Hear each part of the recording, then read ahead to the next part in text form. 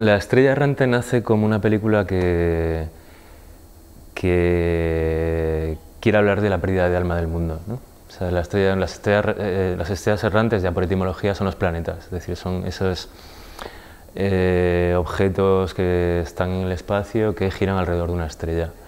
Entonces quise hacer una analogía entre esas estrellas errantes, esos planetas, y el propio ser humano, ¿no? Como siempre gira en torno a algo que lo llama, ¿no? Hay un hilo de pensamiento que atraviesa la historia en el cual la luz, el heliocentrismo y el ego, el yo, son un poco los soles de nosotros como planetas, ¿no? O sea, son los que nos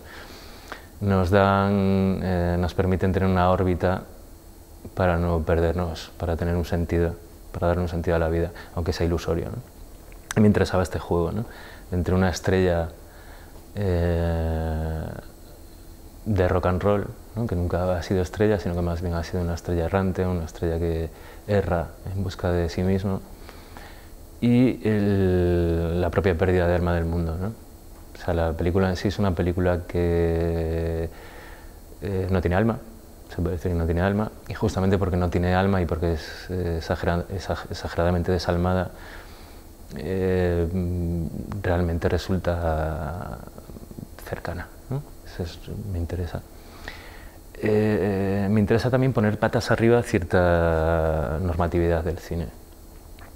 E intento ser fiel a un sentimiento, es decir, a entender que la identidad no deja de ser tanto de las películas como de mí mismo, ¿no? En este caso, que para eso hago cosas, no dejan de ser más que sentimientos. No tienen tampoco tanto que ver con la razón.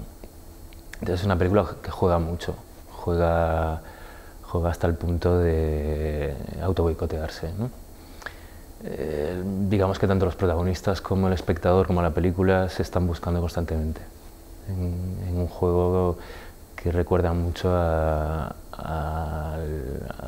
juego romántico, ¿no? Al juego romántico como el del videojuego de Donkey Kong, por ejemplo, ¿no? En el cual un monstruo se lleva a la princesa y tú, como protagonista del videojuego, tienes que salvarla, ¿no? Arriesgando tu vida, jugando con fuego, como quien dice. Digamos que el elemento de los románticos es el fuego, como que tienes que arder para poder redimirte. Me interesa ese juego, ¿no? Y cómo la imagen permite cierta redención, pero también hace que te pierdas en este juego, ¿no? O sea, que pierdas tu finalidad. No sé, me parece muy interesante el hecho de que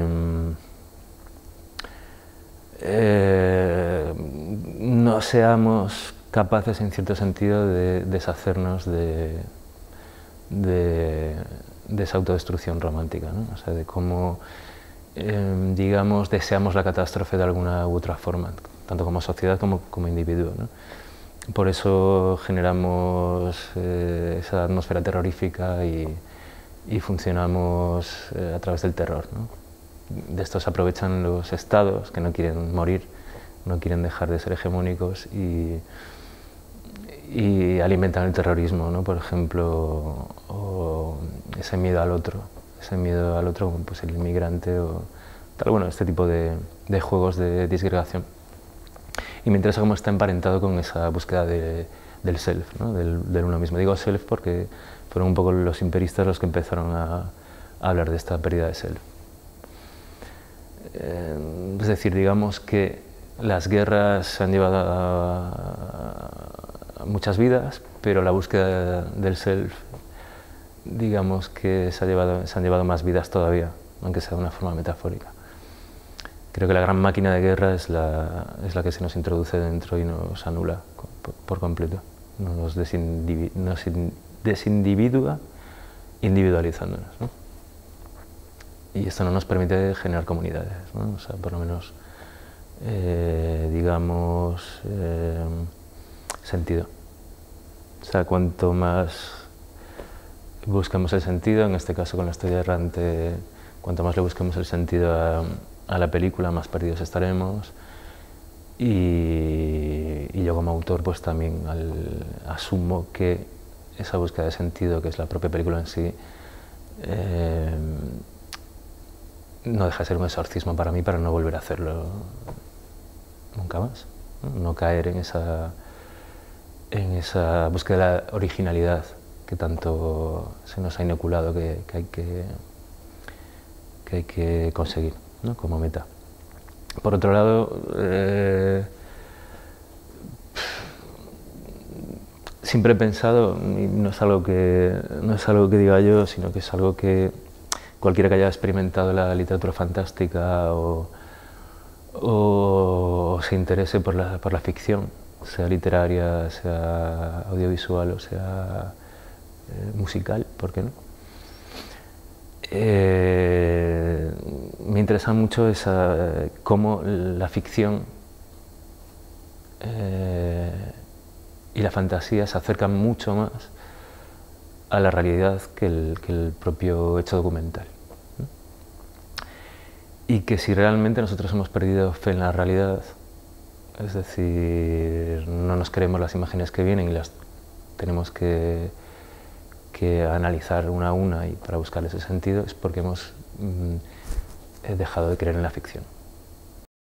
La realidad es algo que no puedo aprender y que es imposible de aprender, pero a la cual me puedo acercar a través de la ficción. Es decir, yo puedo hablar de una sociedad a través de una metáfora de un zombie, por ejemplo, ¿no? O puedo rodear un sentimiento que no puedo poner en palabras, que no deja de ser mi deseo, ¿no?, o uno de mis deseos, o el deseo en sí, que no deja de ser tampoco la identidad. Es un poco todo lo mismo, es lo inconfesable que llevamos dentro y que nos atormenta y nos genera angustia para bien y para mal, y ansiedad, a través de representaciones. Para mí es lo único la única forma que tengo de acercarme a la realidad. Lo real no se puede mirar de frente, igual que no se puede mirar al sol ni a la muerte, ¿no?, que decía Le Rochefoucauld. No se puede enfrentar uno a la realidad, a ese objeto A, que diría Lacan, sin una pantalla, ¿no?, sin un filtro. Como cuando miramos el sol y tenemos que poner el cristal ahumado, o cuando nos encontramos... no sé quién ponía una metáfora que era que cuando nos encontramos nuestro propio cadáver en la nieve, ¿no? Eso sería ver la realidad, a nosotros muertos en la nieve.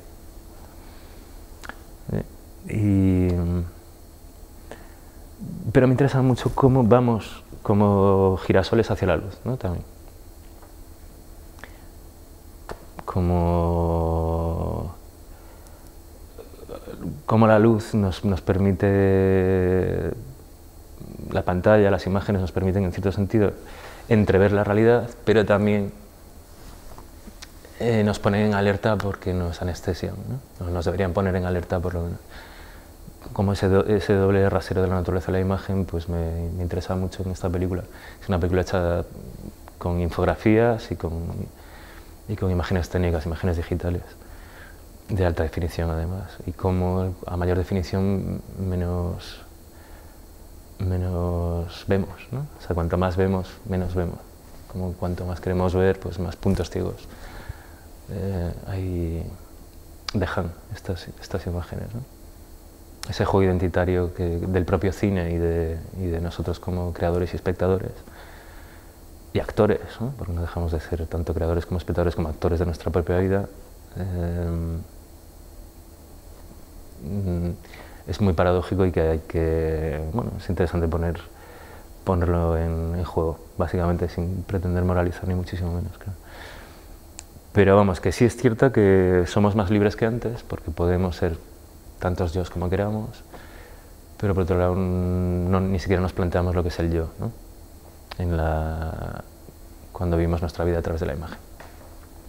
Entonces está bien pues oscilar, ¿no?, entre entre ciertos puntos atractores, ciertos puntos que nos permitan no perdernos demasiado en una órbita, no irnos demasiado lejos de nosotros mismos, para no caer en el cinismo, la desidia o la locura. Pero también es necesario salir de nosotros mismos para poder saber quiénes somos, claro.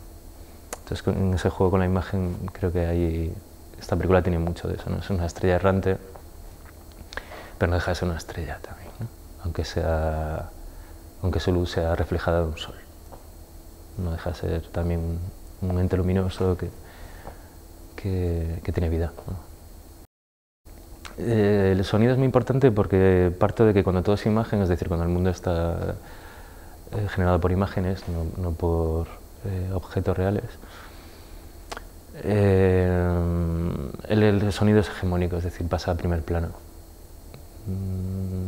Normalmente, cuando estás enganchado a una imagen o una serie de imágenes, imagínate una pantalla o lo que sea, enganche voyerista, ¿no? En el cual jamás vas a ver lo que buscas porque si no el deseo se cumpliría y tendrías que dejar de mirar y no lo vas a consentir, siempre vas a evitar consciente e inconscientemente lo que buscas. Es el sonido el que te guía en tu búsqueda. Es decir, si allá suena algo, cuando estás enganchado por los ojos los oídos son los que ven, ¿no? Es una paradoja que se da sinestésica que se da en un mundo eminentemente visual. Entran en juego otros sentidos, pero básicamente el oído y la imagen, es decir, lo audiovisual, es lo que te sirve de espejo. Y el sonido pues te suele dirigir en ese mar de imágenes. Me interesa mucho el sujeto basura, ¿no? Digamos que esa parte repudiada de la sociedad por haber sucumbido al exceso, ¿no? Es decir, los yonkis. O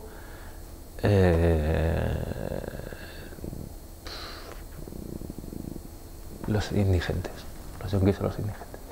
O los locos, ¿no? Todos los que han sucumbido al exceso. O simplemente los que se muestran diferentes, ¿no? Me interesa mucho que cuando hay una norma, siempre hay una fuera de la norma. Y que si se quiere hablar del sujeto moderno, se tiene que hablar de Europa, como digamos, límite de lo que es normal y lo que no lo es. Y me interesa mucho pues, jugar con esto, justamente con el sujeto que no puede ser adulto, el sujeto que es adicto, el sujeto que se afana en seguir siendo sujeto cuando le han dicho que no puede ser sujeto, que quiere seguir empezando las frases por yo, queda fuera de toda esta especie de burbuja de buen rollismo y falso discurso integrativo, ¿no? Inclusivo, perdón, falso discurso inclusivo. Me interesa mucho. Y también me interesa mucho lo que hay de verdad y lo que hay de mentira en cada una de las partes, ¿no? O sea, como la mentira es la única forma de vivir realmente la verdad a través del disimulo y como la verdad dicha a la cara pues te lleva irremediablemente a la autodestrucción. Y toda esta película pues pone muchas verdades a la cara a mucha gente que no las querrá ver y también les miente como un bellaco porque esa es la única forma de generar belleza, mentir.